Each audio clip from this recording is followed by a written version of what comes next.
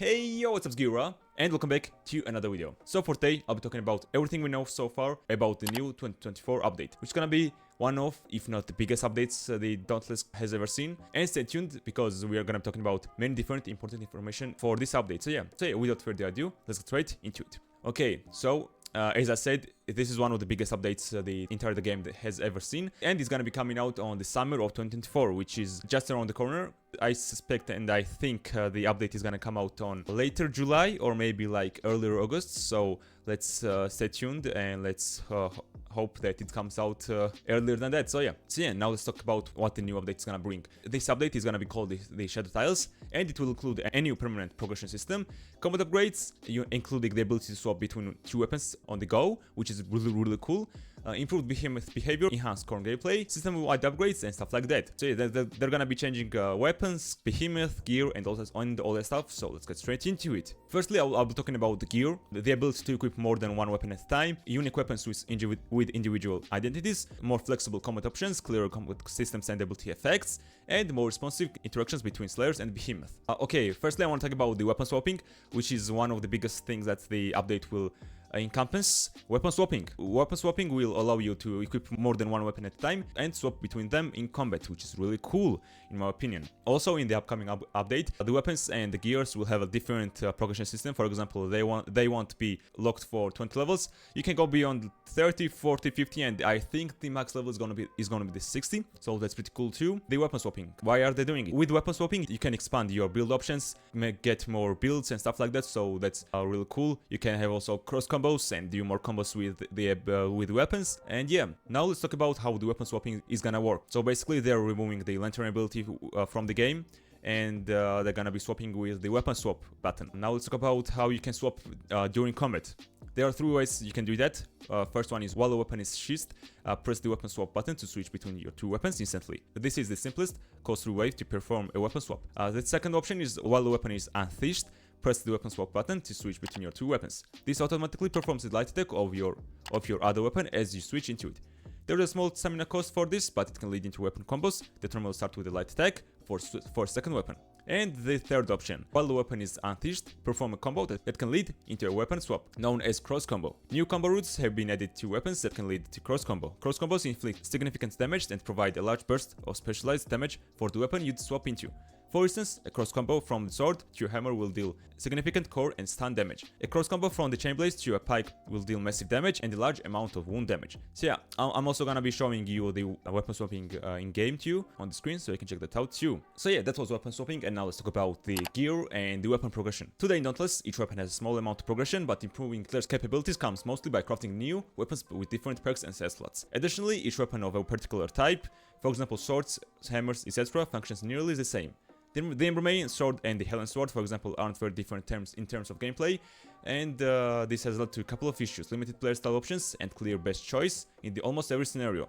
So that's why they're changing the weapons and the gear progression system. At the launch, there are gonna be only 21 weapons, and they're planning to be adding a lot more in the future. Some of them are the Silver Sword, the Hunger, Thunder Soul, the God Hand, Firestorm, the Living Branch, and so on. Now I'm gonna talk about a few examples, for example the Silver Sword and the Hunger. Firstly, let's talk about the Silver Sword. The updated version of this weapon can deal a large amount of AoE damage with icy attacks and generate shields for teammates within reach of its frosty abilities. The Silver Sword is all about applying consistent pressure and resistance. And now let's see the combos and stuff like that. The element is gonna be, of course, the Frost element. Special is gonna be the Silver Wind, which is basically like a spin special ability from the game right now, which is spin, dealing damage to nearby enemies, reactivate for a final slash. For its passive is gonna be the Warden's Protection, which is the shields you generate are stronger, and for the active is gonna be the Frozen Shrine, which is create a broad patch of ice that deals continuous damage, which is gonna be basically like Penguin's Lantern's ability. Next up is the Hunger, which is the updated version of this weapon, is a high risk, high reward. Feast mode keeps your own health low while empowering the Verge of Night passive effect. This weapon's reactive portal ability allows wielders to escape danger at the last second. And these combos are the element is gonna be the Umbrella element. The special is gonna be the Feast mode, which is the lose health over time and gain lifesteal on all attacks. Passive is gonna be the Verge of Night, which is gain 2 might at low health. And for its active is gonna be the Portal Dive, which is basically the Threx legendary ability. So that was some of the weapons, and now let's talk about the progression system of the weapons. They're gonna be implementing a new feature which is called the talents.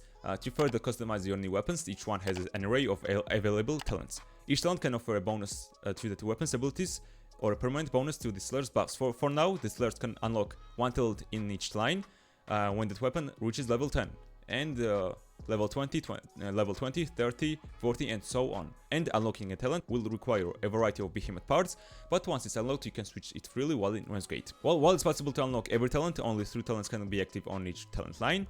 And there are, I think, 32 talents that you can choose from, which is really cool. You can get all the talents when you reach level 50, but the next level of the weapons is gonna be level 60, which is the ultimate power, which is the highest in Dauntless we have ever seen, which you will use for higher hunt grounds or legendary hunts, which I will get into it in a second. For now, let's talk about the gear. The gear will increase from level 1 to level 20, and it will get stronger by the levels. For example, for the fire griffs, which at level 1 you're gonna get 10 resistance and 2 prismatic cell slots, and level 10 you're gonna get 100 resistance plus 2 peck hunter plus 1 sprinter and plus 2 prismatic cell slots, and so on. Also, the first major change for the gear and weapons and gear and cells is gonna be that you can only equip cells into the armor pieces, and the weapons are not gonna have any cell slots in the future. The second major challenge is that all cells will be converted to the appropriate number of +1s. And the third major change is gonna be that perks won't grow in power from level 1 to level 6, but will instead have a threshold that activates that perk. For example, Knockout King, which is plus 30% stagger damage, you're gonna need 4 points of might.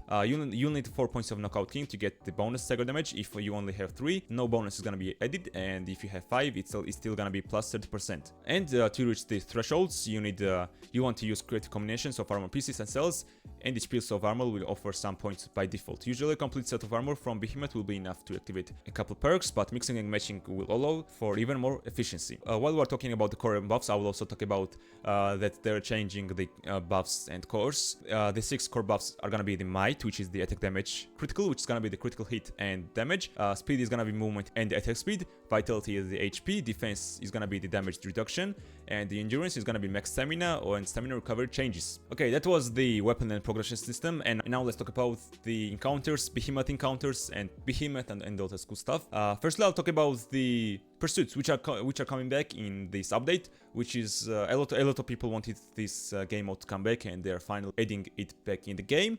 So let's talk about that. As you probably know, the pursuits are basically you choose a specific behemoth and you hunt the behemoth, which a lot of people wanted. They're also gonna be adding side quests, new encounters. Side quests are going to have different themes, different encounters. They're also gonna be adding new creatures to the game, which are little tiny like fauna, which are really cool too. And they're also gonna be adding a world map, which is gonna give you a closer look at the shape of the frontier, show you the threats the world is currently facing, and highlight the impact that you have on the world. There are gonna be new complex creatures, as I said, the fauna, new behemoth, additional world fixtures, improved island events, and brand new legendary hunts, which are gonna be the new endgame thing you can do. So now for the world map. The map will be divided into 6 regions: the Monstrous Verge, Scar, Lowlands, Stormwall, Ocean Borderlands, The Reach, and the Crystal Sorrow. Each region comprises 4 islands, one of which is the main front of the power in that region, the Escalation Island. As you explore each region, there will be unique masteries, collections, and story quests that you can do. As I said, they are adding new creatures, new fauna, and these new creatures are gonna be the Orcoids, Vespers, and the Chaoxes. The Orcoids have a sharp appendages and the ability to launch elemental projectiles. They are the stealthy creatures that will ambush you any unwanted creature or slayer. Then the Vespers are extremely territorial flying insects that hatch from nests. They have poison stingers and will defend their nests with their lives. And lastly, we have Chaoxes. Chaoxes are a new type of theropod. They are highly intelligent, hunted mechs, and they are mixed subspecies specialized in different forms of attacks. And now for the island events. Island events are gonna be island-wide, and they're also gonna have start times. For example, their public events will start at predictable times tied to real-life clocks, and once per hour for each island. For example, the Blazeworks, the event is gonna start at every hour at this time. For the 12th century, the event is gonna start at this time, and stuff like that, which is really cool too. That was all about the new encounters and stuff like that. And now let's talk about the legendary hunts and legend hunts. Legend hunts are a brand new legend hunt type. These hunts will let you take the fight directly to the behemoth layers, where you will face off with fearsome foes, boasting new models and new updated movesets. Each hunt will reveal unique stories about specific enemies, and some of the legend behemoth are the Setkai the Fallen King, which is the Riftstalker, rock the Roost Mother, which is gonna be the Shrike, and the Kagu the Black Flame, which is gonna be the Shroud, I think. There is also the Pandora the Cataclysm, which is the Velomir's legendary behemoth, the Overjoyed the Ruinbeck, which is this Karn's Swan, and the Hellion Swan, which is called the the Cherished Tyrant. Those are the legendary behemoth that we got so far, and there's also one in the Discord that was leaked, I think, and it's the Neizaga one. And yeah, that was the legendary Hunt and legendary behemoth. And now for the final, not the final, the second final thing we had to talk about, which is new behemoth, which is called Grudge. This new behemoth is the community-made behemoth, which is really cool. People have worked really hard to make this behemoth. We also got some moves of this behemoth too, and stuff like that. And let me know down in the comments if you like this behemoth too. I would really love to know your opinion about this. And yeah, the best for last, which is the pets. Pets are gonna be coming to Dauntless, which is a huge update and huge improvement to the game, I think. We got different kind of pets in the leaks too. For example, there's gonna be like the geckos, the some kind of like creatures too, but they are not gonna be combat pets. They're primarily focused on the customization part of and not in combat, so keep that in mind. So yeah, that was the summer 2024 update, which is called the Shadow Tiles. And yeah, let me know in the comments down below what you think about this update and if you liked it and if you don't. And yeah, I personally will look forward to this update. That's been everything we know so far about this Shadow Tiles 2024 summer update. And this has been GioEra, and I'll see you guys next one. Peace.